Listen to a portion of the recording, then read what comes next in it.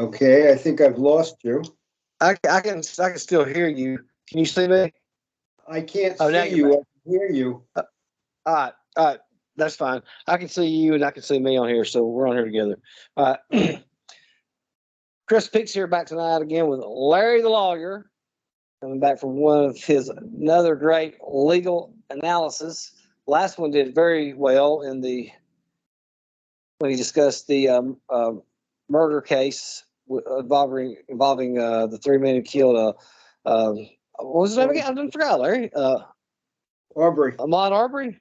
Yeah. Yeah. He was the Larry victim. did a tremendous job. Sorry. I said, yeah, Larry did. Aubrey was the victim, yes. Yeah. I want to make sure I got that right. Larry did a tremendous job giving a great analysis from both what the law said, the defense strategy, as well as the prosecution. So now we're going to discuss a case that has polarized America since its ruling in 1973, the Roe v. Wade case, which is now in the news again. Again, this analysis is not going to be whether anyone supports or opposes Roe v. Wade. Everybody's going to be left up to their own opinion of that. Larry is simply going to be going over how the case was decided by law, and then we're going to look at something a little different about maybe the ramifications of what is going to happen for years to come if it turns over. Was that correct, Larry? Correct. Yeah, I think so. Okay. All right. Well, without further ado, Larry, give us a little background. How did this thing come about and, make it to court? Well, okay. Let's look at what it takes to bring a case to the Supreme Court. Great. As you're aware from other programs, the case of Marbury versus Madison, the Supreme Court said in what was called dicta that they had the power to rule on the constitutionality of various laws. Now, that is not in the Constitution, but it also has not been challenged to any degree, even after the court made that initial ruling. So what do we need to get a case to the Supreme Court? We need a case in controversy. That's the first thing. That means the Supreme Court will not take a case just to make a declaratory judgment. There has to be an actual battle in the courts, a plaintiff with something to gain or a defendant with something to gain or lose in order for the case to be taken. Now, that's one of the interesting things about Roe v. Wade. Everybody has specifically said that we need a case in controversy, but the Supreme Court elided that because we don't know how pregnant Ms. Roe was when she brought the case. We don't know if she was in her trimester. We don't know if she was pregnant at all. She may have had the baby. It takes a long time to get a case through the district court, through the Court of Appeals, and to the Supreme Court. What you're saying is that case, I'm sorry. So what you're saying is, based on the timeline, that case may have not been in dispute. That's correct. There might not have been a controversy at the time. So, but what Blackmun and the judges agreed to was the fact that if she was at any point pregnant, then she could continue the case. Now, Judge Rehnquist attacked that in his dissenting opinion, and that's one of the reasons. Why this case could at some point be ruled unconstitutional, because they might not have had a viable plaintiff withstanding. So that is excuse me, I didn't mean to interrupt you. So that's the grounds for overturning it, because of the plaintiff might not have. It may or may not be a ground for overturning it. That would be up to the Supreme Court. It's still a precedent. Okay. And, Okay. and Blackman ruled that the Supreme Court had standing, so they could hear the case based upon the fact that if she was at one point pregnant, she might become pregnant again, or who knows. Now, let me go into, there was a second case attached to that case called Doe versus Bolton. And what that case was, Ms. Doe, who was not pregnant, and decidedly did not want to be pregnant, but she joined the case claiming that at some point she might want to be pregnant and she might need an abortion. Now, ultimately, Wow. the district court accepted that and granted her jurisdiction for an injunctive relief and a declaratory judgment. Now, the Supreme Court, when it got to Doe v. Bolton, said no and dismissed her claim because there was not a controversy. If she had been pregnant at any point, they might have ruled on her claim too, but she had not. There was a third case also there, which was a doctor, and his name was Fallhall, I believe. And he was in there for because he had been charged twice under this Texas law with performing an illegal abortion. And so he was before the court. And though he had a case in controversy, once the Supreme Court ruled that the Texas law was unconstitutional, his case fell by the way, and Texas would have had to drop the charges against him anyway. So that one didn't go anywhere. So basically, as I said before, the Supreme Court can issue an injunction, or can rule on, or I should say the Supreme Court can rule on an injunction issued by a lower federal court, but the Supreme Court will not make a declaratory judgment. So if the Supreme Court did not believe that Ms. Rowe had standing, the Supreme Court would not have decided the case, period. There would have been no case in controversy. So let me ask you a question, Larry, before we get too much further. So how did the case originate? Yeah, it was in Dallas, right? With Henry Wade was the district attorney. Correct. It was a challenge to the state law. Okay, so she wasn't arrested or anything. As far as I know, no. It was a pregnant woman wanting to enjoin the state from denying her a abortion. And how did she do that? She filed a lawsuit against him? Or he may have filed a lawsuit against her, one or the other. Ultimately, since it's Roe v. Wade, at least when it got to the Supreme Court, they captioned it Roe v. Wade. So do you know what year that actually started and how long it took to get to the court? Supreme Court? I believe from my notes it started in either 1970 or 1971. Okay. Sorry, I interrupt you. I just wanted to... So obviously she was not pregnant with the same baby if she was pregnant when the ruling was made by the Supreme Court. Right. Okay. So there we have the issue of standing. Another issue in a federal case is what's called substantive due process. And basically, substantive due process means that the court will not substitute its own judgment for the judgment of the legislator or the executive that either passes the laws or enforces the laws in a non exact wording of the Constitution. So something like privacy, like what we're going to be talking about here, both Justice Stewart and Justice White believes that the decision rendered by this court was substantive due process, that they substituted the court substituted their own views for valid views of the state. And they created a new constitutional right for a woman to have an abortion.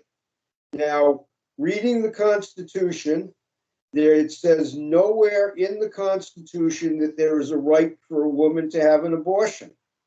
So obviously, that has to come through either precedent or any or allusion to other rules and regulations.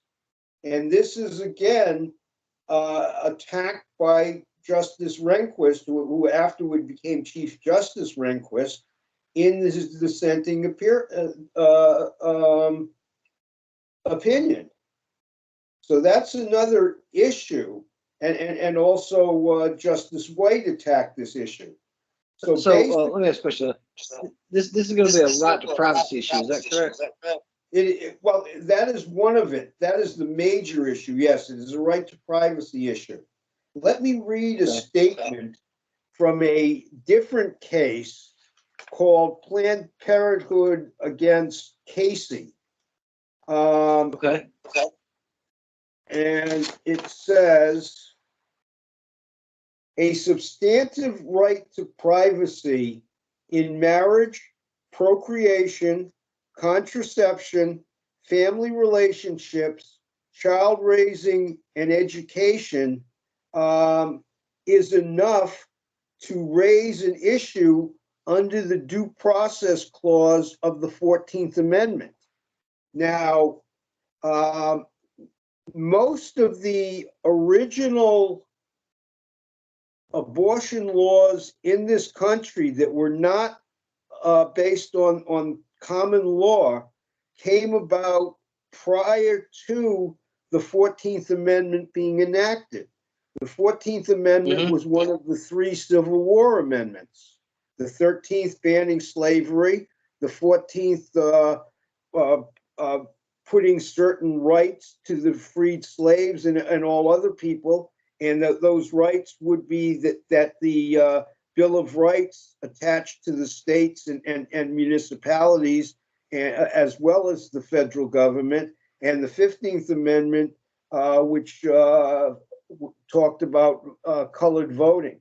But the 14th Amendment specifically said that the Due Process Clause of the Bill of Rights is applied to the states. And that's why this case was able to come before the Supreme Court anyway, because it was not a federal, there's no federal abortion statutes, period. It's all a state issue, or it may be a issue for the populace based on the 9th Amendment. What the 9th Amendment says is that the rights that are not enumerated to the federal government and that are not enumerated to the states rest with the people and cannot be taken from the people. Has it been used for anything? Only in these type of privacy cases. And that was Larry, read the 9th to me one more time. The 9th Amendment says, well, I wasn't reading it. Unfortunately, I don't.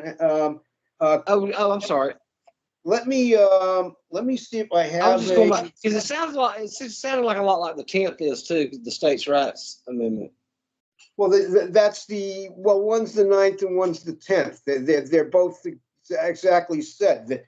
They say specifically that issues that are left to the states will not be ruled upon by the federal government, and issues that are left to the people will not be ruled upon by the federal government. These amendments, these amendments are in the Bill of Rights. They are not used very often in Supreme Court opinions. Were they necessary to this Supreme Court decision, Roe v. Wade? Probably not, but they were used to buttress the arguments. So that's the issue with the Ninth Amendment. So what we're saying is, and the right of privacy is the most important part, because the Blackmun, Justice Blackmun, when he wrote the decision, specifically said that there is more to the due process clause than just the mere statements of the Constitution. And that's that's the little sentence that I just read by another justice. The substantive right to privacy in marriage, procreation, contraceptive, family relationship, child rearing, and education are subsumed in the due process clause of the 14th Amendment, meaning that people have various rights of marriage, procreation, etc., that have been that go beyond what's actually explicitly stated in the Constitution. The Constitution says really nothing about any of these objectives. And when we talk about what could happen if Roe v. Wade is overruled in certain ways, we will have to look at how these issues will or will not be protected by the Supreme Court or by the Constitution as interpreted by the Supreme Court. So, I mean, we could be opening ourselves up to a slew of litigation. Now, another question for you. When couple here, when there's a case like this goes for the Supreme Court, I know they're probably different. How long do they argue before the justices go decide? As long as it takes, and I hate to So it sound could be flip, 7 days, 9 days, or could 3 be a hours. lot Just than that. The now, court, I'm sorry. Go ahead. The court in Roe v. Wade had an initial argument by the attorneys, but then they decided that they wanted re-argument in the next year. So the case was actually re-argued. I mean, probably the major reason was because two new justices were brought onto the court, Powell and Rehnquist. And Now, Rehnquist, just as I said before, was a major dissenter. Now, just for somebody like me who's a layman that keeps up, during one of these soldiers, is it like they give an opening statement and then the judges question them and they answer questions and then the judge gives their statement and the judge questions them, or That's that's exactly. We all know how criminal trial works. No, but an appellate decision is exactly how you just described it. The sides give an opening statement, then they present, and they have a specific time limit on their direct case and on their rebuttal. Now, in the Supreme Court, very rarely does the Supreme Court actually have witnesses. There are certain cases, basically among the Native American Indian tribes, where the Supreme Court will actually take testimony because they have what's called an original jurisdiction. In this matter here, they do not have original jurisdiction. They only have jurisdiction by certiorari of a decision or by a federal question decision. And the way I read it, this is a federal question decision because it's based on an interpretation of the Constitution.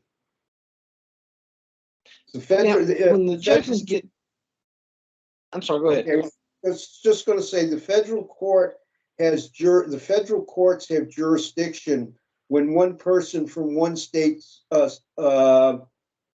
sues a person from a different state. That's called diversity jurisdiction. Now, there also has to be a major amount of money and damages in controversy in order for the Supreme Court to even take the case. And the court has basically rules to that effect. But the other matter is the Supreme Court has to take cases that are challenges between one state and another state. So if Massachusetts has a border dispute with Connecticut, ultimately, if they can't settle it on their own courts or their own terms, that will go to the Supreme Court and be settled. In fact, one of the more interesting cases was a case in the 1930s, and I'm drawing a blank on the name, but it concerned the boundaries of the Ohio River. It was between the states of Kentucky and Ohio. Ohio claimed that the border should be in the middle of the Ohio River.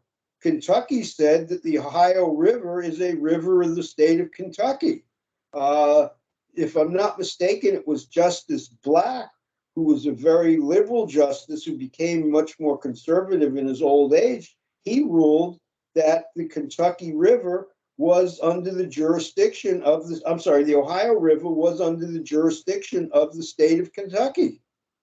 And that was the case. Okay, hold on. And that was a case that automatically have to go to the Supreme Court. Now, in a case like Roe v. Wade, the Supreme Court did not have to hear the case. They would have the jurisdiction to say, no, we are not going to hear this case at this time. The case has to be, aside from there has to be standing, the case has to be ripe to go to the Supreme Court. Four justices, not a majority of five, but four justices have to believe that the case is ripe before the Supreme Court will take jurisdiction and hear the case. So if five say they shouldn't, but four say they should, they hear it?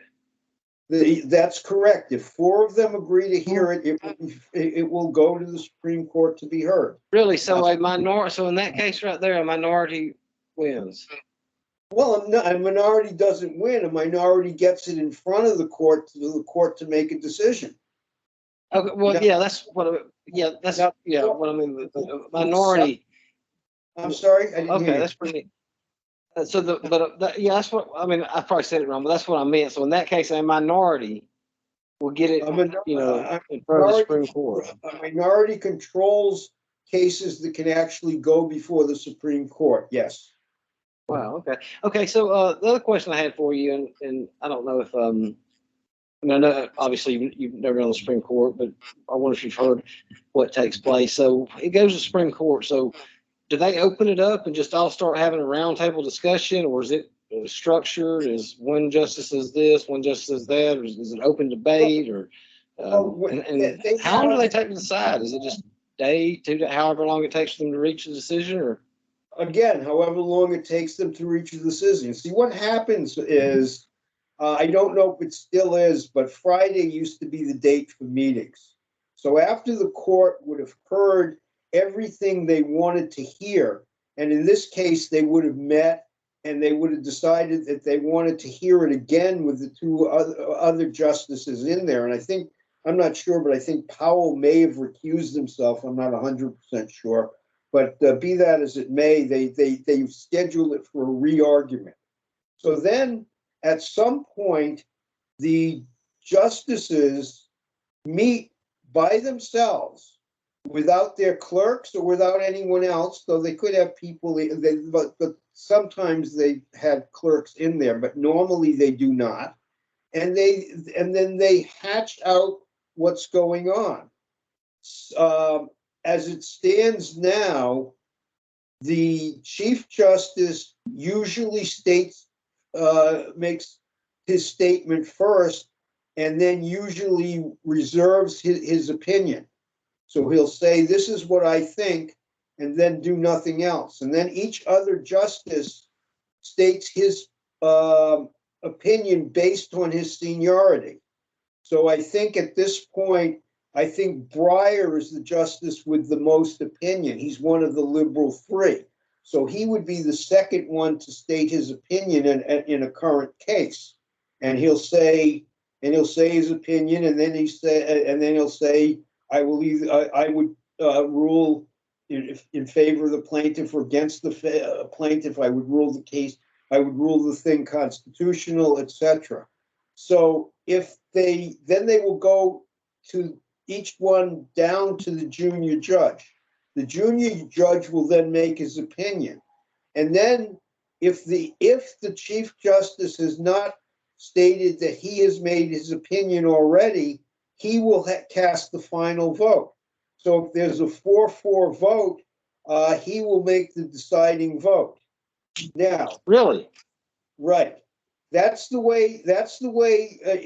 It was not that way until Justice Berger became Chief Justice. I'm sorry, Judge Berger, who was not on the court, became Chief Justice of the court. He was the one who, as Chief Justice, he would not make his decision until the end. He would talk first and talk last. Now, who writes the decision for the majority opinion? That's the next issue. If the Chief Justice is in the majority, the Chief Justice then will assign the opinion to either himself or any other justice in the majority. If the Chief Justice is not in the majority, then the justice with the senior justice of the majority will assign the opinion, either to himself or anyone else. So that's how the written opinion is usually written. Is usually assigned.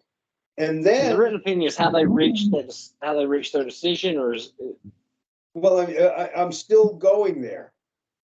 I'm sorry. The judge who is appointed to write the majority opinion writes the majority opinion. Now, the other 8 justices have a number of options. They can join the majority opinion.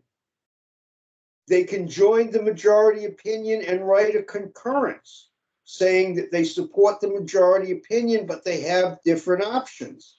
And in the case of Roe v. Wade, Justice Blackmun wrote the majority of opinion.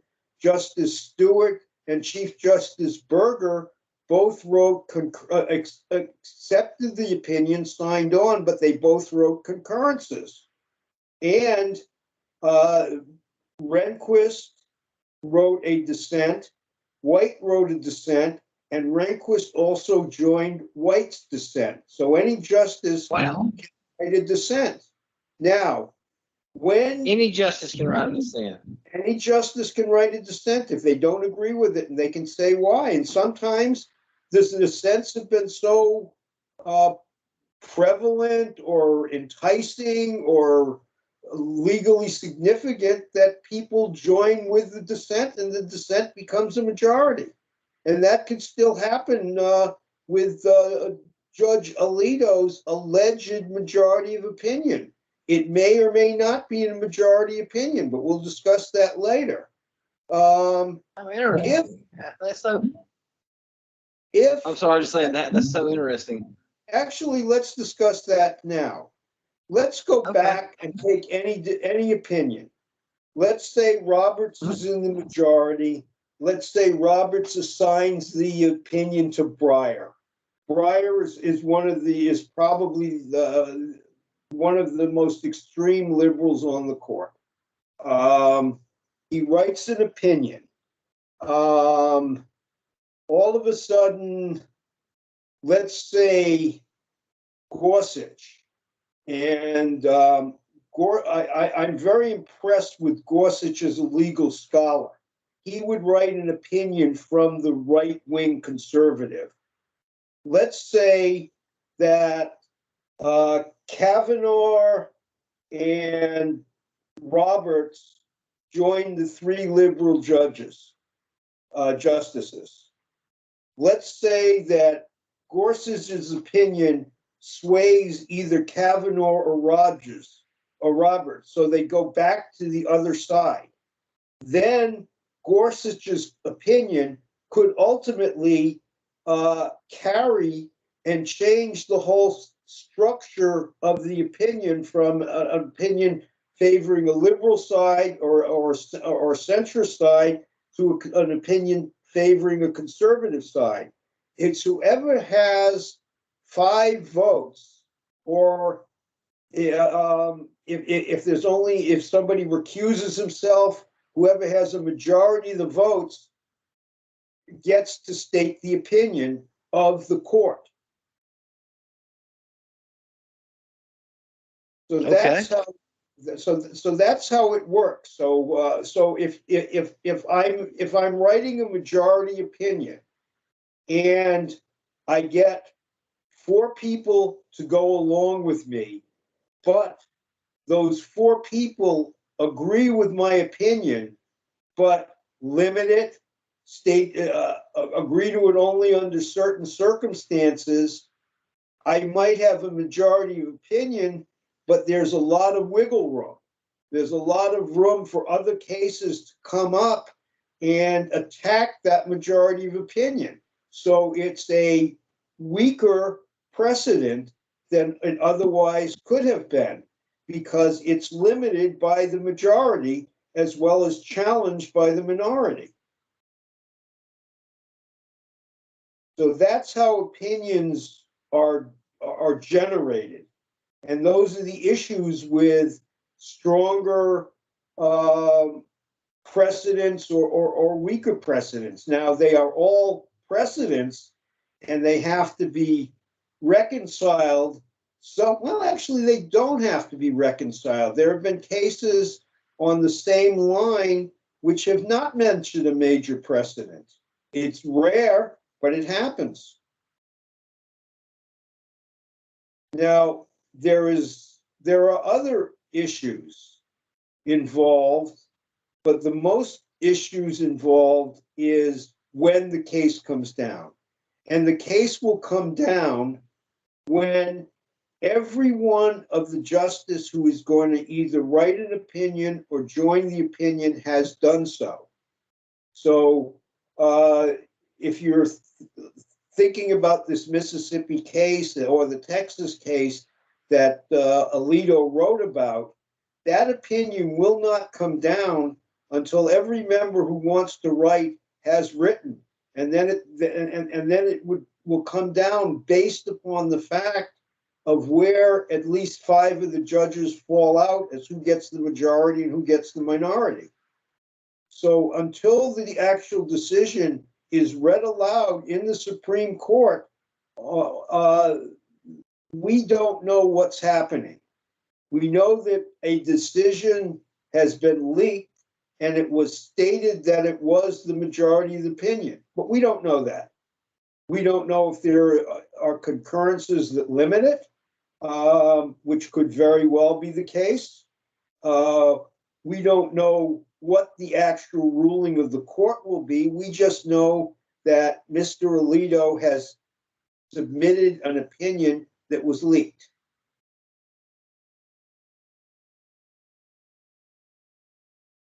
So that's where we are on the other case. Now let's go back to Roe v. Wade.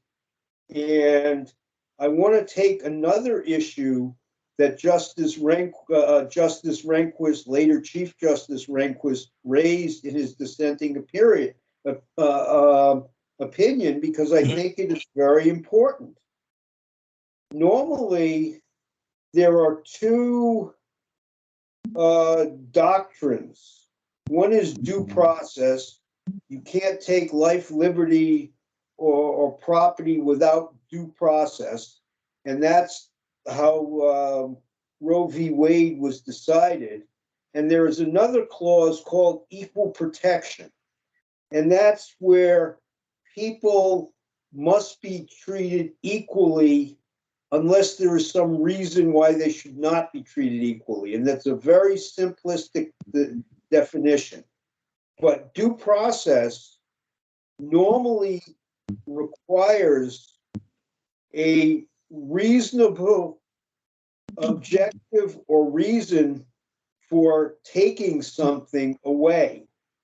Equal protection, when you're talking about various subject classes, basically race and religion, and sometimes sex, but not always, then there's no equal rights amendment, so that's why it's only sometimes sex. You need a compelling state reason to reject or accept a controversy. Now, Judge Rehnquist called out the Supreme Court for ruling on a due process ground, not with reasonable restrictions, but based on compelling state interest, which is much harder to gather. So this is another reason why some people believe that the Roe v. Wade precedent is can be attacked. So basically, what Roe v. Wade did, and so we've got the sounding board and we've got the background of Supreme Court rulings. What Roe v. Wade did was state that due process rights would allow a woman to attain an abortion because due process privacy allows a substantive right to privacy in marriage, procreation, contraception, family relationships, child rearing, education, and abortion. It just took other steps to state further, a step further, sorry. The major case right prior to Roe v. Wade was a case called Griswold against Connecticut, where Connecticut had laws stopping contraception practices. It would not allow people to use some sorts of contraceptive devices and the pill to stop the conception of children. So therefore, Griswold said that there is a right to privacy in marriage, which includes contraception and procreation. And therefore, the Connecticut law banning certain types of contraception was unconstitutional. Roe v. Wade took that to the next step. It stated that the right to have an abortion was protected, but it did not grant a specific unrevocable right to have an abortion. The court said that it made what's called a balancing test. It said in the first trimester or the first 3 months of pregnancy, basically a woman could have an abortion. Now, let me just jump back a minute, and I apologize. Most of I want one question when you get done too. Most of the abortion statutes said that were being challenged, especially the Texas statute that was at the heart of Roe v. Wade, said that abortions could only be had to save the life of the mother, period. No other reason could an abortion be had in Texas. The rule, and that's going to be problematic too when we get a little different. But let me stop and Chris ask your question. Yeah. So when we were talking about right to privacy, and we're talking, there's something about wife and husband privilege. Did the courts say anything about the husband having the right? Not in Roe v. Wade. The husband's rights are mentioned in the first major time in Planned Parenthood against Casey, and that was about a Pennsylvania law. Do you want me to go into that a little now, or do you want to? Yeah, well, whatever you feel like going into it. Because I was just wondering if the husband had a right. Hey, that's my child. That's probably a complicated matter of it. But I was just wondering if the husband had. Did they bring up any arguments about the husband's right? The Pennsylvania law. This is a 1992 case, Planned Parenthood of Southwestern Pennsylvania against Casey, it said that a wife seeking an abortion must inform her husband.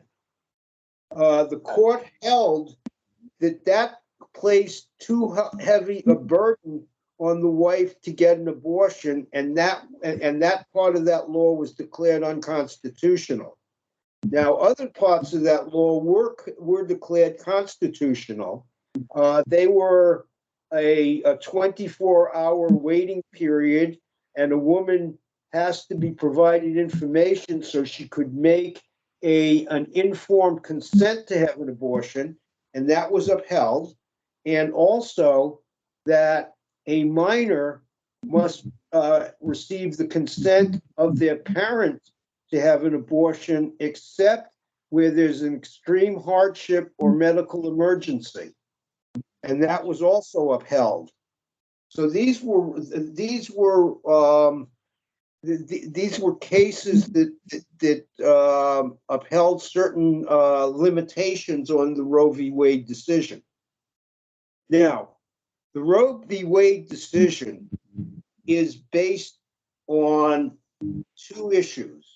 One is woman's privacy and control of her body, and two, the state's interest in both the life of the mother and the protection of the fetus/unborn child. And it says that the first trimester, excuse me, the first 3 months, basically the mother has a almost 100% right to an abortion.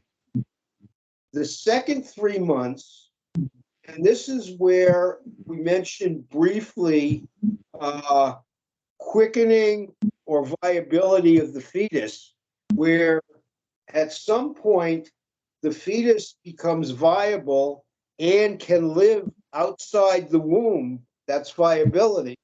Or the mother feels a punch or a kick or something, that's quickening. So the mother knows she's carrying a live baby. And Roe v. Wade said that that's where the state can start making restrictions on the abortion process. And then we go to the third trimester, which is the 3 months right before birth.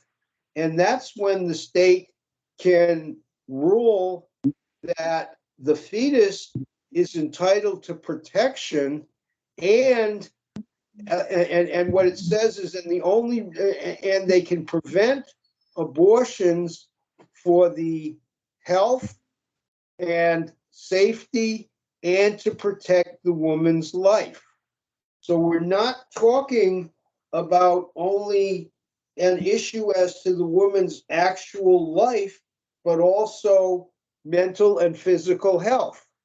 And so that, and these were the reasons why the Texas law was declared unconstitutional, because it did not take the mother's health into one of the factors. Now, Justice Berger, Chief Justice Berger, made consented to the judgment, but he added something that he didn't like, that most of the basis to this decision was based on rules, medical procedures, and medical standards. That's not how lawyers do cases. We use legal issues involved. Now, our legal issue here is there a right of privacy to protect a woman to have an abortion? Judge Berger, and even in a normal trial, a lawyer is not a doctor. A lawyer is not, as though some lawyers are. A lawyer is not necessarily an expert in the medical field, though again, some lawyers are. So what normally happens in front of a judge or a jury, both sides will present a medical expert. If obviously if the defendant can afford one, because at some points the defendant can't, and there might be only one medical expert. Now, even if there's one medical expert, the judge and the jury is not required to accept his opinion. The judge and the jury has to make the ruling. Now, Chief Justice Berger here was concerned that this ruling was based on medical testimony and not legal reasoning. And it's a very good and valid point. The justices in the majority, other than Justice Berger, had no issue with this. But what the issue raises, and we're going to talk about later on the fetal heartbeat, because we have not mentioned that yet, but that's important with both the Texas and the Mississippi laws that ultimately may overturn Roe v. Wade. So when Roe v. Wade was decided in 1973, it was assumed, and Roe v. Wade also did a history of abortions from the times of BCE between the Greeks and Romans, and went into Galen and Hippocrates and Jewish tradition and Christian tradition, and then brought it up to the present day pre-1973 laws, and that was actually a vast part of this decision, and it's very interesting reading if you want a history of abortions in the world. But I can't do 3 hours with you guys tonight and do that history. So, beside the case is, the case has to be decided for legal issues, not medical issues, as Berger said. But Berger was a concurring opinion, and not only a concurring opinion, he also signed on to the majority opinion. So his concurring opinion was a bit weaker than it could have been if he just said, I agree with the majority opinion, but I agree with it but I have problems with these reasons. But he said, I agree with the rationale of the opinion, but I have problems with these reasons. The issue here is, and let me read another statement, if I can find it quickly.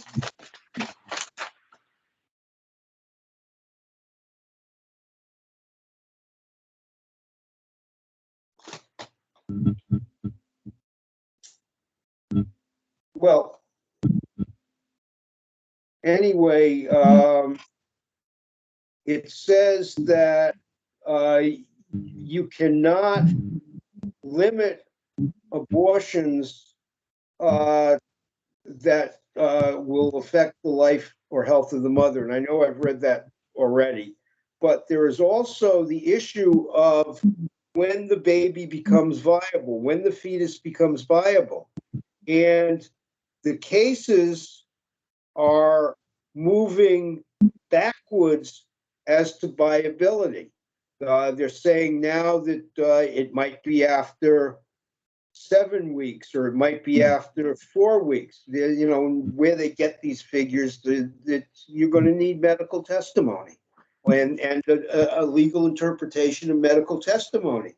But if, based on what's going on and based on the previous methods of the court, when viability occurs could change these 3 trimester rulings. So let's say viability is at 12 weeks, which let's say viability was at 12 weeks in 1973. Let's say the major medical opinion now is viability is at 8 weeks. And that Viability means exactly what? Pardon? Viability means what? What exactly does that mean for people? It means when the fetus could survive outside the womb if something Okay. would have to happen. So let's say that the baby can survive viably at 8 weeks. Probably not that soon at this point, but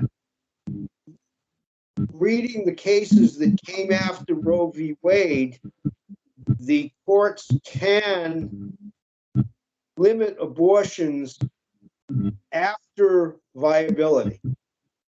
So that they can cut it, so they may be able to cut into that first trimester. Now, the issue that is not taken up by Roe v. Wade, and it's a very important issue, is legally, when does life occur? That's oh. I mean, now let me ask you one question before we get into that. Is that going to turn into a religious thing? Like, saying begins at conception, begins at a religious thing or a philosophical thing or whatever. yeah. Right now, the law is some of the states are going to when you can detect a fetal heartbeat. Right. And you can, and I don't know when you can. I think you can detect the fetal heartbeat maybe at 4 weeks. I'm not 100% sure. Yeah, I don't know. I think that the Mississippi statement is at 2 weeks or 3 weeks. Or hang on, I'll tell you exactly what it is.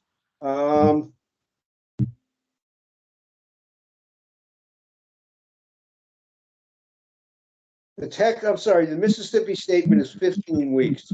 So that's not a disaster there. The Texas statute says 6 weeks, and that's based on detection of a fetal heart. So does the interesting point is most statutes that talk about life, other than abortion statutes, don't go into life until the fetus actually is born and becomes a child.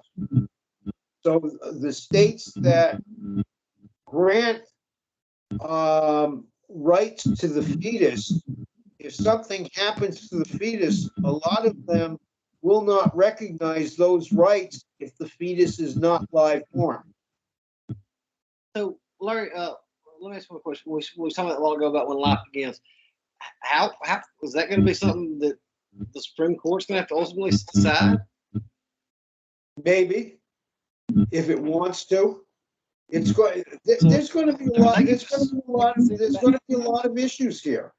They can send that back to let each individual state decide it. Probably there is at this point there is no federal laws on abortion. So unless the Supreme Court passes one and it's accepted by the Supreme Court, I'm sorry, the federal government passes one, it's accepted by the Supreme Court. There is no laws on abortion, so the states would be required.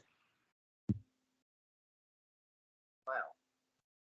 So that raises a lot of issues.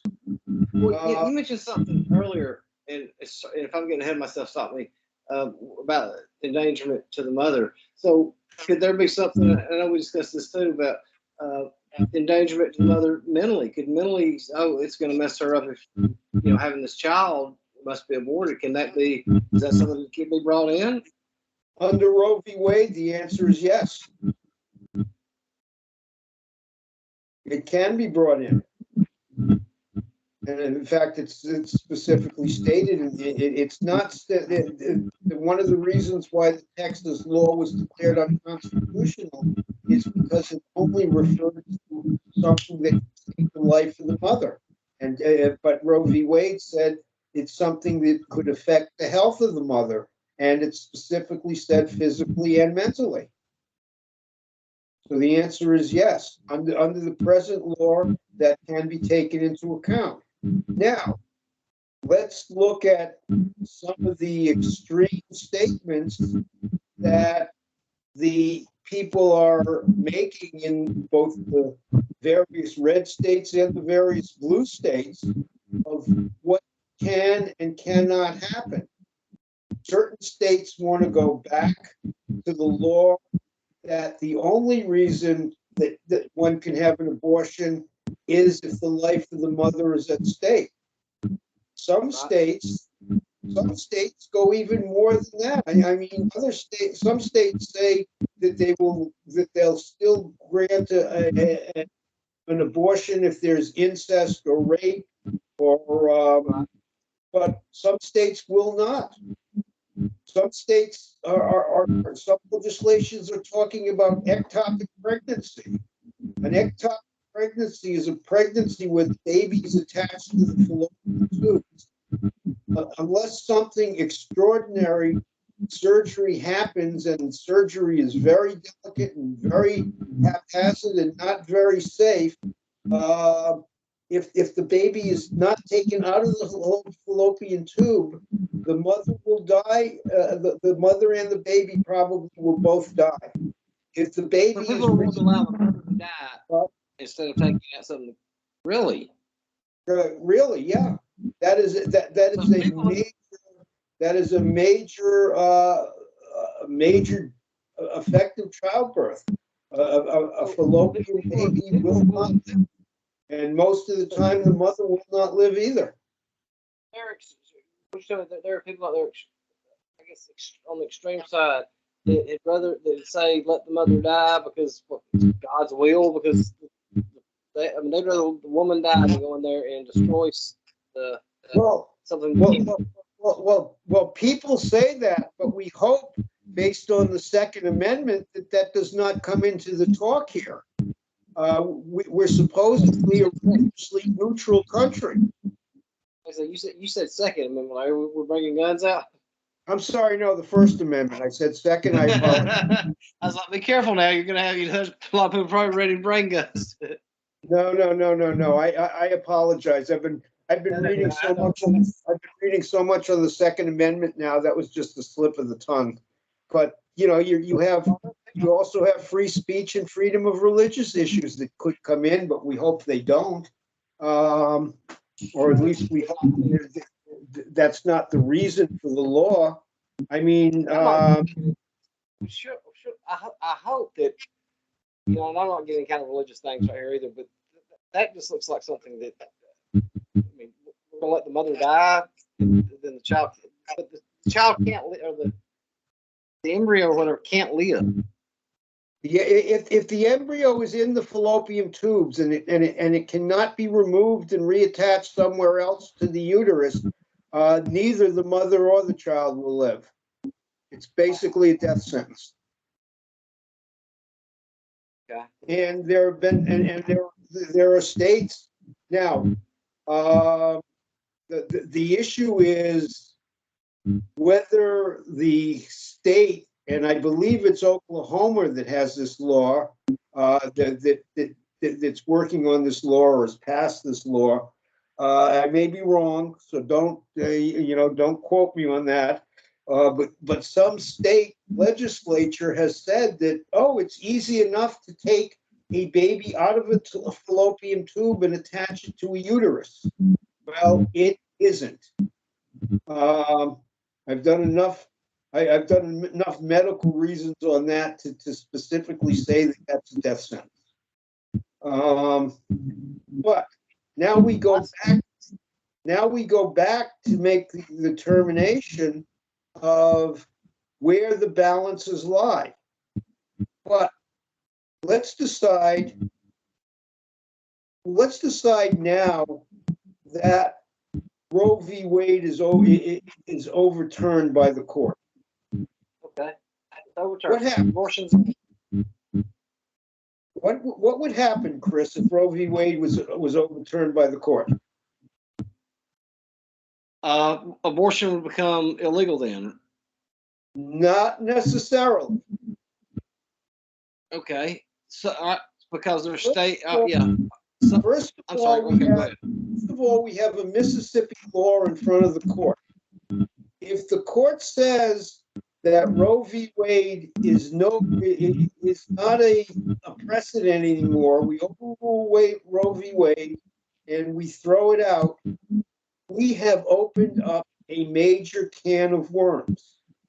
We don't know if the Mississippi law is going to be 100% improved unless we read the opinion of the court and we check out the concurring opinions and the dissenting opinions. The court can rule that Roe v. Wade is not good law, but it could still rule that the Mississippi law is unconstitutional for other reasons.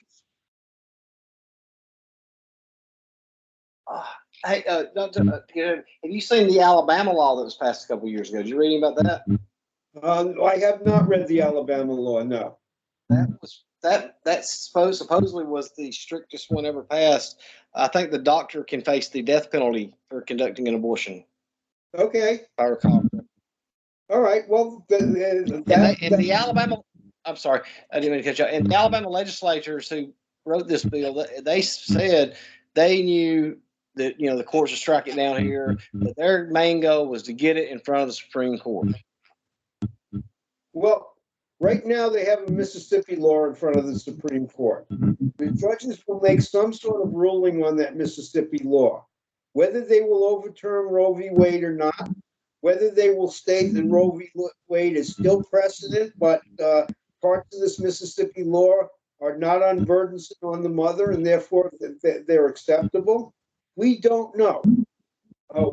If they do not throw out Roe v. Wade, the Alabama law will fail based upon the Supreme Court decision of Dobbs versus Jackson Women's Health Organization, which would say that that this is too burdensome to have a woman to have a legal abortion. I got one more question. I'm sorry, Larry. Go ahead. No, I mean, that my statement's done on that. Okay. And stop me if I'm getting ahead of myself. If you want to close it out, just tell me. When you get a court case like this, like the Mississippi law, and this has my question to do with judicial review.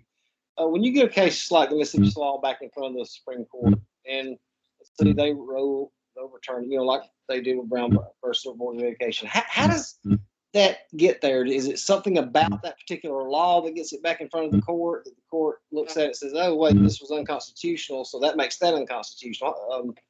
Again, if you remember from the very beginning of this, we talked about standing and we talked about federal questions to give the court jurisdiction. Oh yeah. Okay, my bad. And we also talked about the fact that the Supreme Court does not necessarily, the Supreme Court sets its own docket, and if the Supreme Court does not believe the case is right for a decision, it will not hear it. But one of the reasons when the Supreme Court will usually hear cases is when there's different opinions from the circuits. Now, each state is in a circuit. There are, I don't know, I think there are 10 circuits and the District of Columbia circuit. So if the New York circuit, which is the second circuit containing New York, Connecticut, and New Jersey, decides that abortion is legal in all cases and upholds Roe v. Wade, and the California circuit holds the same thing, but the southern circuits, I'm not sure, I think you're the fourth and fifth circuits down there, specifically say the Ninth's out of Atlanta. Pardon? I don't know. I thought the Ninth was out of Atlanta, but never mind. No, I don't remember. I'm sorry. You go ahead. Well, be that as it may, when there's issues amongst the circuits, because unless the Supreme Court hears the case, the Circuit Court of Appeals is the highest court to render a decision. So if I'm sorry, that gives me one question. I don't mean to cut you off in this one. Let's say there's just any kind of issue with an abortion. Could somebody run in there and do something with just a regular federal judge, and a federal judge say, oh, wait a second, there is something here, an issue, a stay or something. And would that stop? Could that stop abortions until the courts heard it? The answer is yes. Really? So one federal judge, somebody go in there with a case with one federal judge, and he could say, "Oh, this right here," and he issue a stay, and that would effectively stop abortions until a court heard it. That's correct. Look at the Wow. look at some of the cases look at some of the federal judge cases ruling on immigration. That's right. They did stop the president momentarily. One federal district court judge made a ruling and stopped the president's ruling. It could be the same thing here. That is, But the only thing that can be done is stop it until there's a ruling. That's not a full-time automatic stop. But they can stop it until 2 days or an hour or whenever a court actually can rule on it. I mean, that's just amazing how our judicial system is set up, which I think is the greatest in the world, that one person can stop something if they think it's wrong until another court can hear it. Okay, I just wanted to clarify that. Yeah, no, that's absolute. In fact, each Supreme Court justice runs a circuit, is head of a circuit. So one of the judges runs the circuit where the Mississippi court is. Another judge runs the California courts. Another judge runs the Second Circuit up here.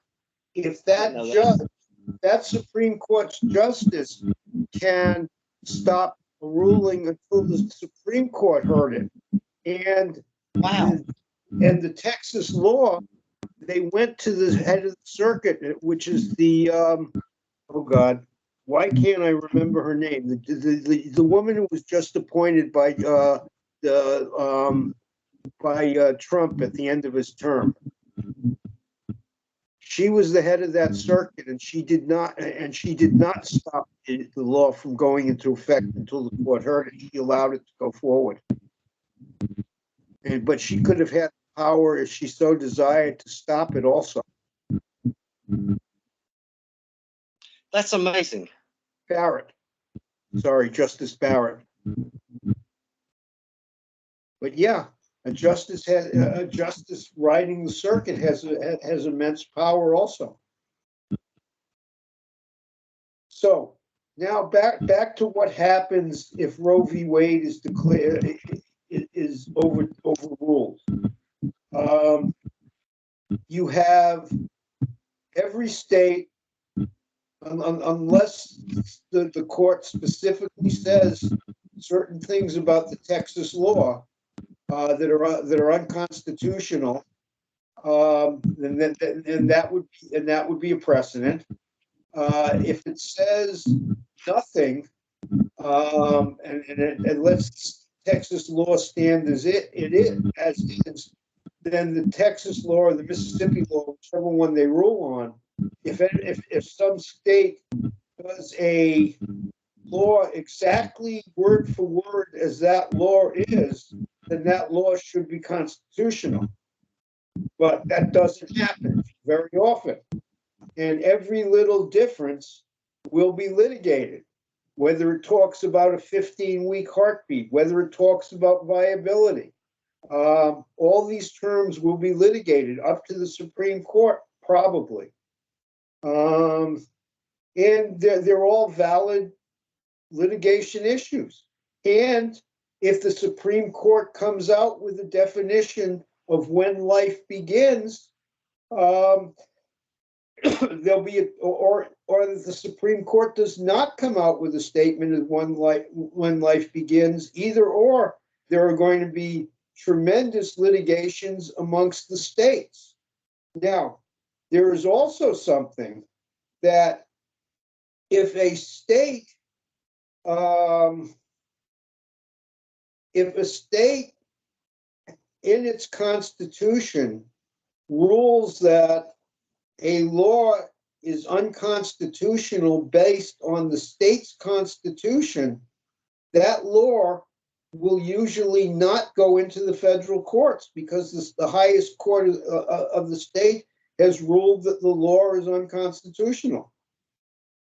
If the court rules that it is constitutional, then it very likely will go into the federal system for challenges. But the state's constitution regulates the law of the state. Now, what does this mean?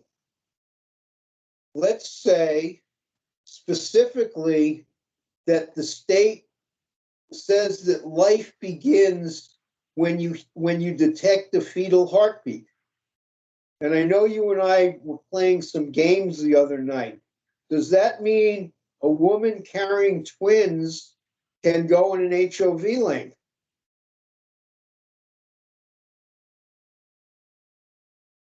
Does that mean that a woman who was raped or who is pregnant and the court rules that life begins at quickening or life begins at viability can sue for either child support or insurance?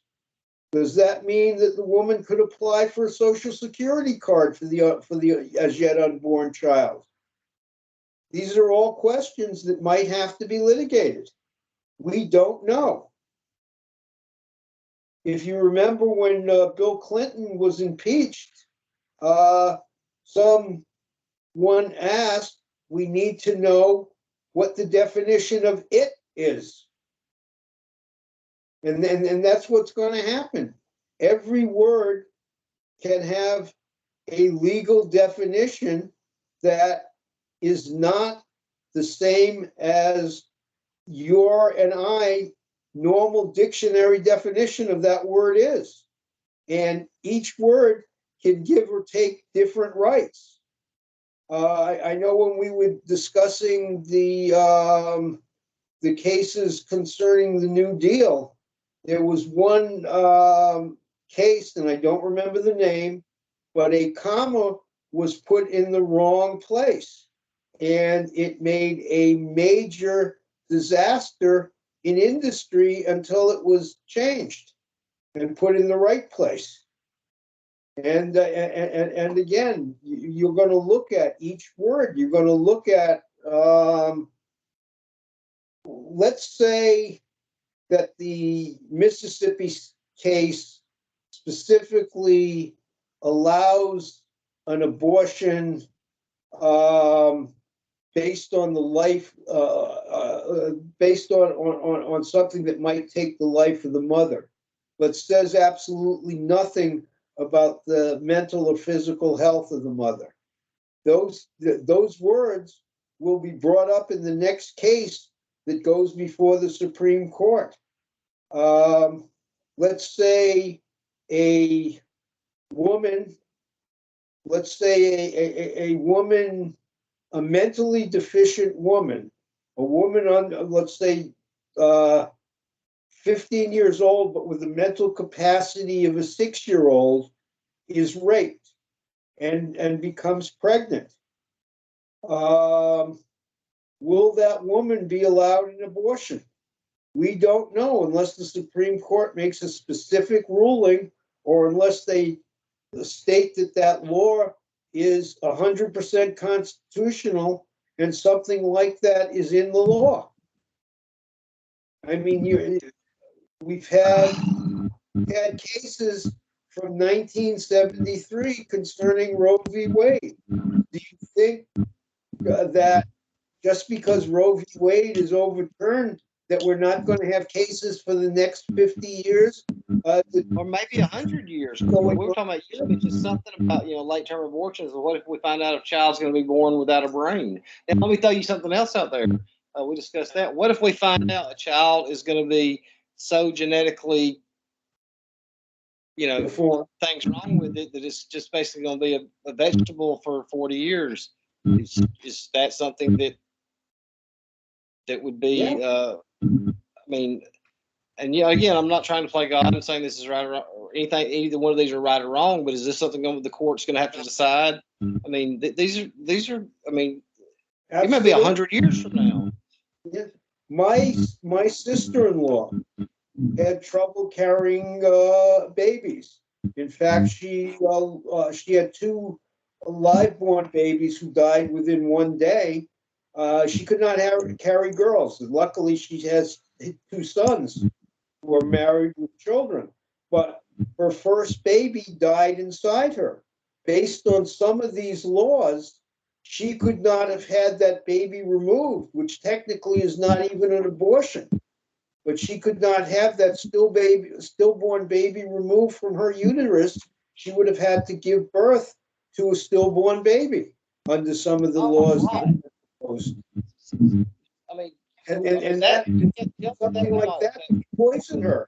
In fact, my father's sister, who died long before I was born, had that happen to her too. The baby died within her, and by the time the baby was able to be removed or pass through, she died because of poisoning.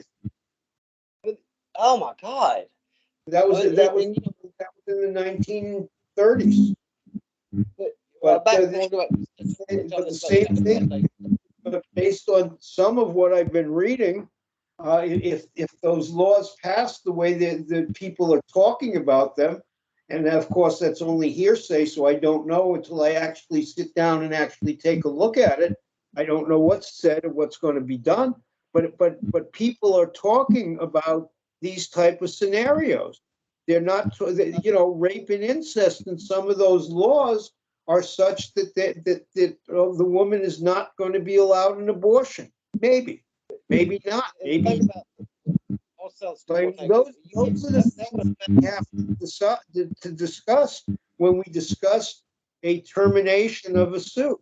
Now let's look back at what I read before. Let me read it again. Also, Larry, also one thing about the stillborn thing and mental health. That that would have to affect the woman so much mentally to have to do that, go through something like that, give birth to a baby. Right. Well, allegedly, one of the things that Alito said was one of the reasons that they want to overturn Roe v. Wade and limit abortion so they have more white babies who can be adopted by white parents. Now, I don't know if that would hold muster under the Equal Protection Clause. Oh my! I didn't know that, or an equal protection. Wow. I mean, let me read the sentence again. Substantive right to privacy in marriage, procreation, contraception, family relationships, child rearing, and education. Let's just take marriage. Marriage is not mentioned in the Constitution. But marriage has been recognized as a right of privacy. Now, can that right to privacy in marriage also be taken away? Or the answer is yeah, it possibly could. And if it is, what happens to Loving versus Virginia? Loving versus Virginia said that you could not stop a white man from marrying a black woman in the state of Virginia. Could they go back to that? I certainly hope not, but it certainly is possible. You get the wrong legislature in. What about family relationships? Also on marriage, there are do you know what consanguinity is? That's when you're not allowed to marry Yes. a person that's a certain relation for you. Like you can't marry your mother, you can't marry your sister. In some states you can't marry your first cousin unless you're Jewish. So can these laws be changed and taken apart?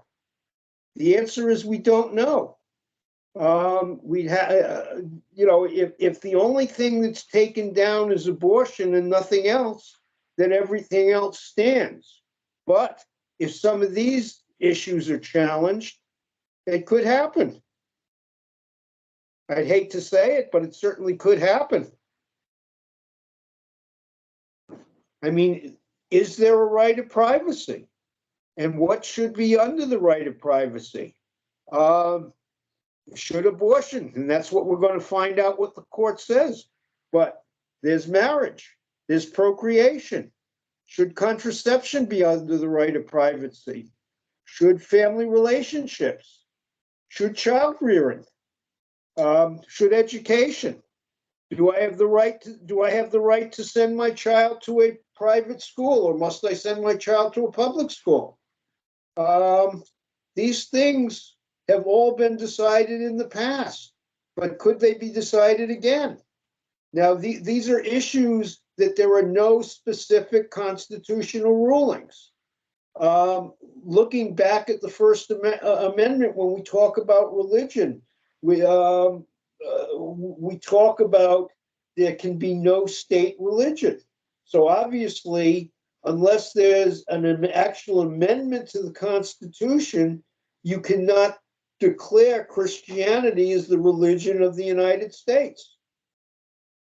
But and that would be a federal question that the court that should be right in the court's face if it ever comes up again. However, these other issues are not in the Constitution, and Judge Rehnquist specifically said that when the states started to pass abortion legislation, and which was before the 14th Amendment, that because the 14th Amendment did not mention the right to an abortion, it's not a constitutional right. And that's what some of the people on the court are saying, that Roe v. Wade created a constitutional right to an abortion, and it's not necessarily a privacy issue, even though that's what Blackmun's case said. So you have to read between the lines, and you have to determine what could or could not happen. If the 14th Amendment said that there was a right to abortion, then we'd have to determine, it's a right that can be regulated, or is it a right that can't be regulated? But that but since there is no actual right, we don't know. And that's where a strict constructionist is. A strict constructionist looks at the Constitution and says if it's not mentioned in the Constitution, it doesn't exist, so the states can regulate it. Excuse me again. So I mean, we're really opening up. We really might be opening up a can of worms, or a kettle of worms, or a kettle of fish, or whatever you want to call it. But if Roe v. Wade is overturned and not just regulated, there's going to be a lot of regulation. If Roe v. Wade is only regulated, then they'll have cases going up concerning viability, concerning rules of doctors' clinics, concerning consent or informed consent, concerning when a child is viable, when a child is alive. And I don't know. I mean, obviously, you can make a decision that a child becomes alive at conception. You can make a decision that a child becomes alive at childbirth. You can make a decision that a child becomes alive at quickening or viability. You can make a decision that a child only comes alive at birth. And you can have different decisions for different matters. You can make a decision that a child is alive at viability, but the mother can't seek child support or insurance until the child is actually born. We don't know. And all these things will have to be sorted out.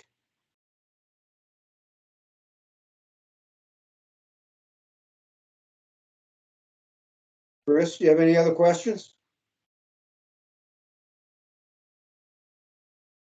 Chris?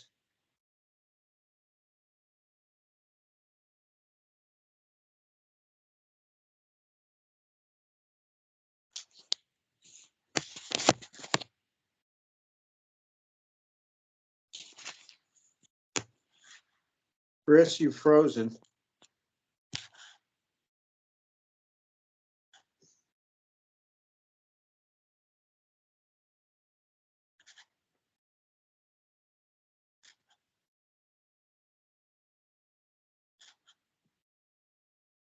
I can hear you. Okay, you can hear me now? Yeah. I've been able to hear you. My microphone was, or my headsets was just clipping in and out. So, if I can't hear you, I'll give you a signal. But yeah, I can hear everything. Okay, well, at this point, I can't see you. Let me try and get your Yeah. picture. Well, my microphone, maybe my Wi-Fi that's cutting in and out. Yeah, okay. So, But I can do hear you, and the recording's going fine. oh, sorry then. Can you, do you have any other questions? What was the initial vote on the Roe v. Wade? I Well, the only believe, vote, I guess. I believe it was 5-2. With two abstaining, or there's only 7. My bad. No, Or no, that there's was the, 9, right? I believe I believe the actual vote was 6-2. I think somebody did not vote. Let me, if you want, I can go online quickly. I don't think I Sure. have, I might have it here.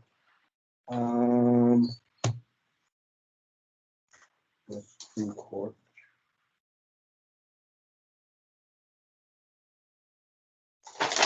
No, I'm gonna have to check that quickly. Just give me a second. I can do that.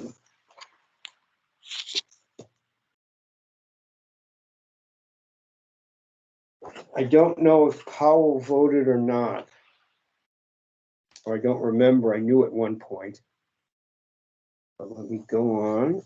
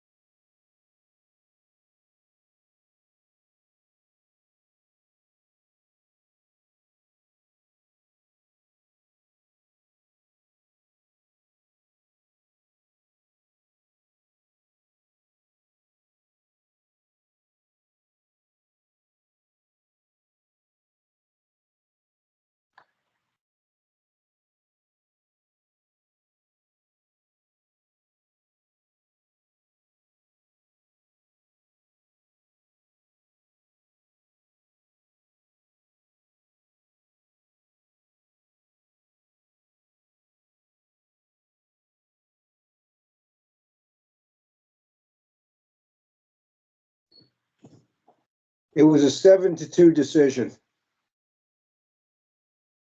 Chris?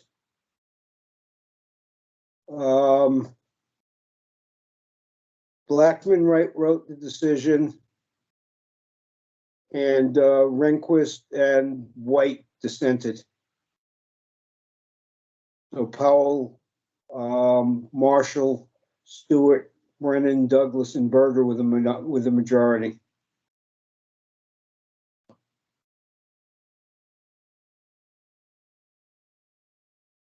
And I can't hear you again.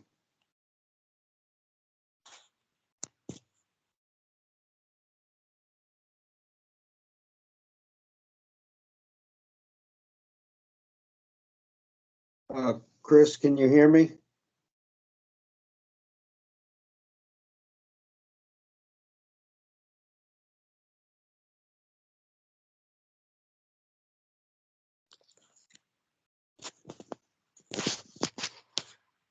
Larry? Yeah. Okay. Yeah. So what has happened at this point, so everybody will know, because the Supreme Court hadn't outlawed it yet, but I mean, what is going on in the courts right now with it? Okay, what's going on in the courts right now is there is the Mississippi case that's in front of the Supreme Court. And the Mississippi case is called, hang on, I have it written down here somewhere. The Mississippi case is called Dobbs versus Jackson Women's Health Organization. And the state of Mississippi is asking the Supreme Court to overrule Roe v. Wade and discuss viability at 15 weeks of pregnancy. So that's basically where that's the case that is in front of the Supreme Court now, that they believe a ruling can become any time, as soon as sometime next month. But we're not aware of when and what's going to happen. We know that Justice Alito's opinion was leaked. We know some of the things that he said in the opinion. We know that Chief Justice Roberts is trying to discover how it was leaked and who leaked it, and to probably take some sort of legal action against that person or organization. We also know, based on a article in the news today, that Roberts has not been able to discover who has leaked the case as yet. And we also know that, well, we really don't know how cases are handled in the Supreme Court at this point. At one point, decisions were printed, and for all the justices, and the justices would then give a copy of their decision to all the other justices, and usually enough for all the clerks of the justices, so that they could look at the decision and discuss it with their justice. And so basically, most decisions are actually written by the person appointed by either the chief judge or the justice with most seniority, and that case will usually come out first before anybody else does any writing, and that's just courtesy. Doesn't have to happen, and there are times when it doesn't, but it generally happens. So once somebody gets an opinion, you can actually write a concurrence, you can write a dissent, you can join, or you also have the option of writing that justice and asking them questions, statements, some things that you want to see within the opinion, some things that he or she may have not mentioned in the opinion, and that may or may not be necessary. And then the judge can revise his opinion at any time. In fact, any opinion can be revised until it is actually read into the record.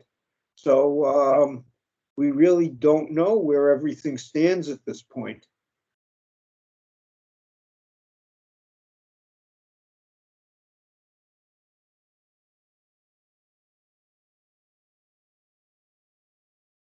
Chris, you're still going in and out on me.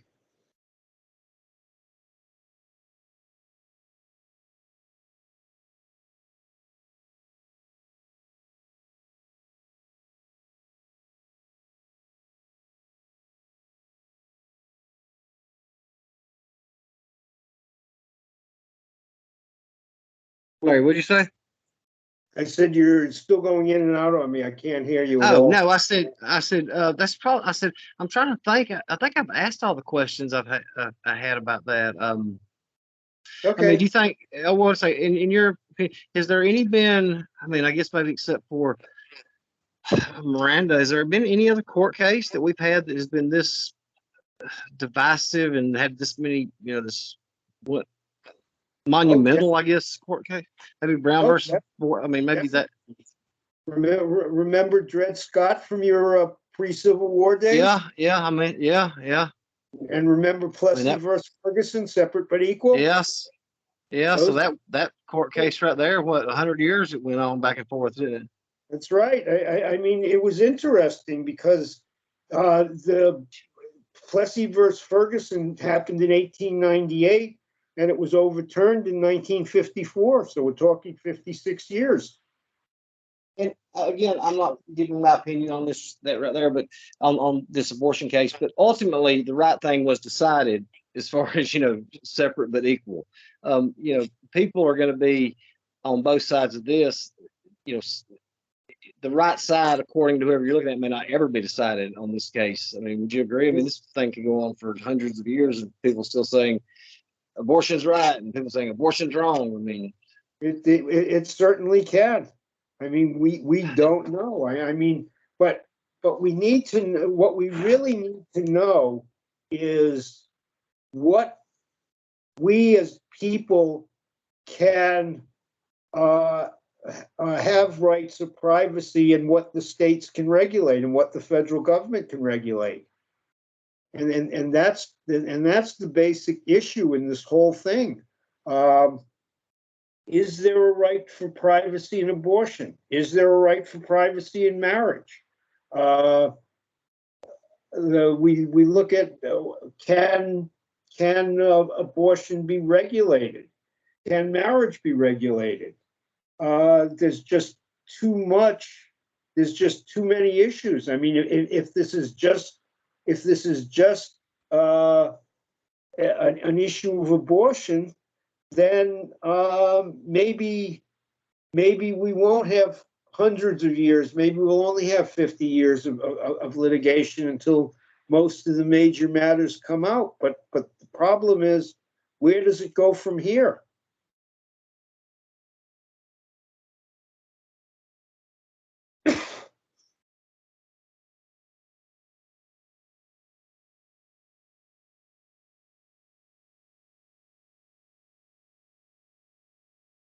Chris, I can't hear you again. Robin. I mean, I said, there's no telling what's going to happen if this is put through. I mean, you're opening, it's like an onion just peeling off layer after layer. Yeah, I mean, the very first thing that we're going to have to see is we're going to have to see what the case says.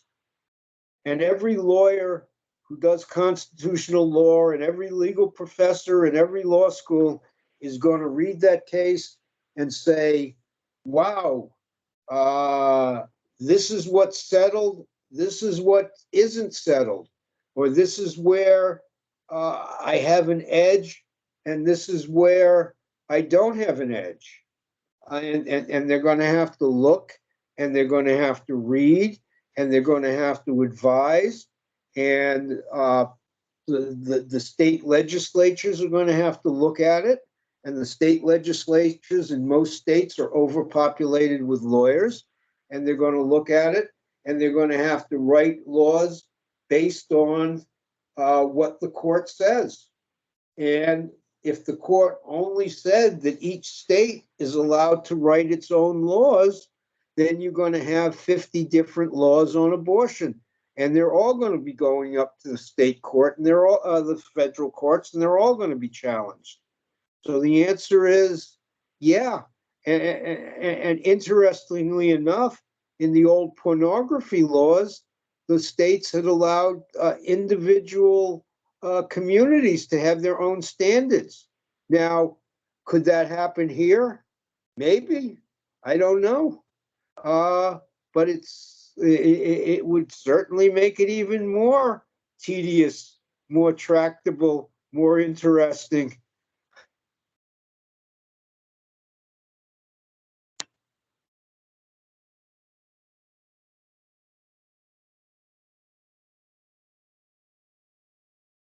Okay, can't hear you again, Chris.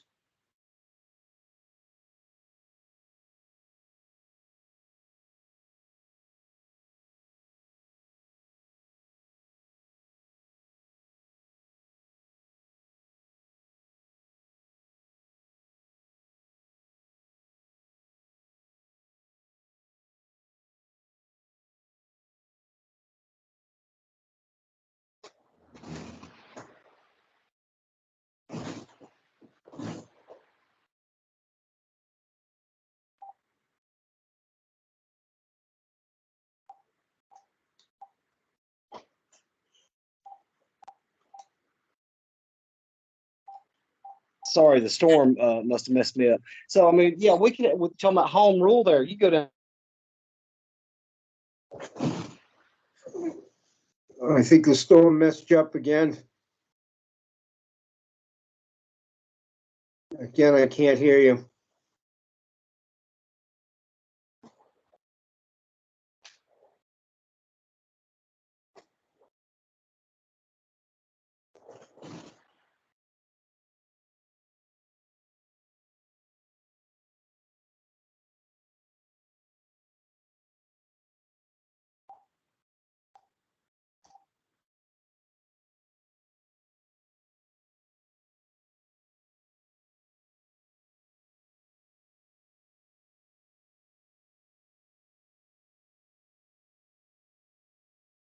You must have a real storm going out there.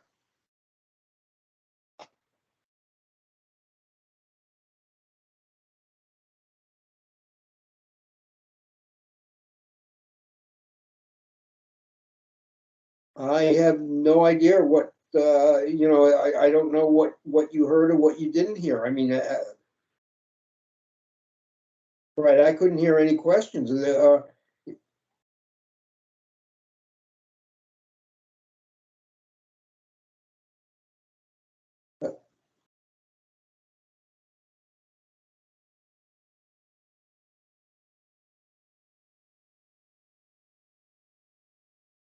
Okay, just wanted to make sure that,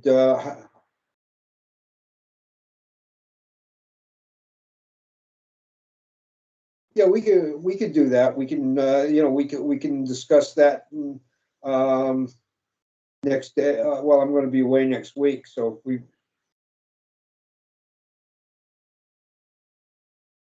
yeah, I mean, just tell me what you need me to say, basically. How do you think it came out?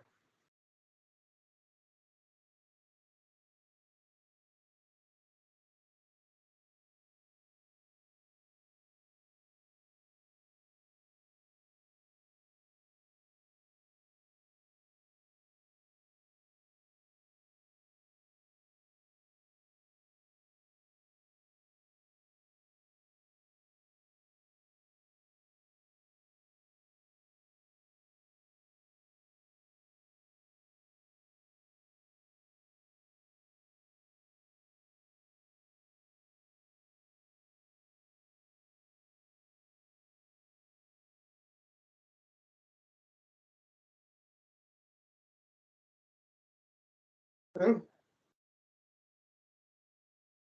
Yeah, I guess.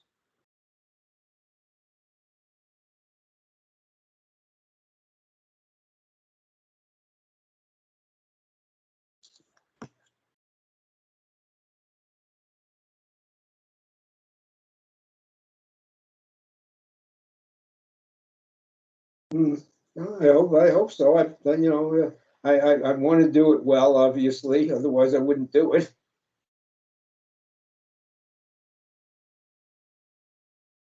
Yeah,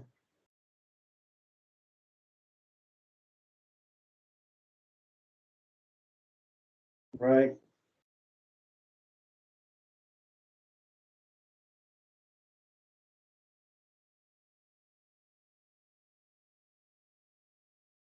Okay, I'm just waiting to see if there's going to be anything else come out of it, like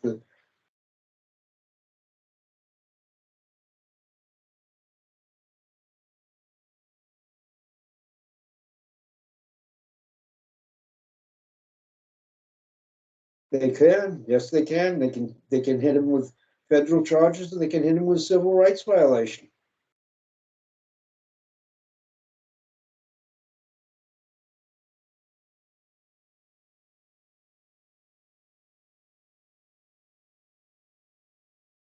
Yeah.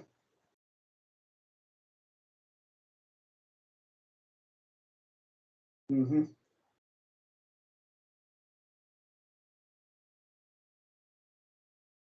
Well, that's up to that's up to the state. I mean, the state has every state has its own lexicon of charges, and third degree murder in Alabama might be second degree manslaughter in New York, or well, that's what I said. I mean, so you have first and second degree murder, and you have manslaughters.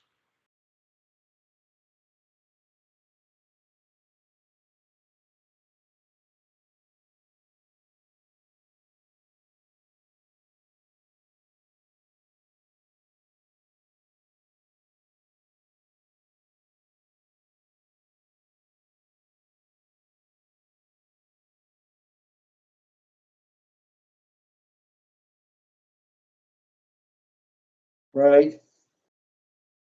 The coroner and the experts certainly agreed that that he contributed to his death, so the jury was able to make that decision based on what the evidence they heard.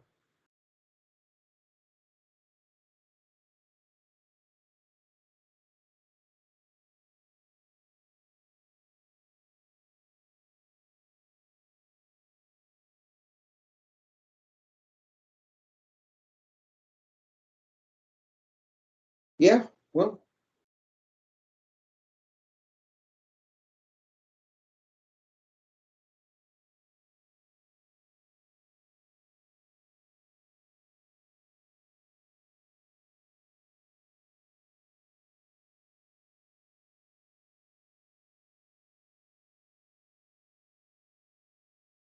Yeah, exactly. Hmm.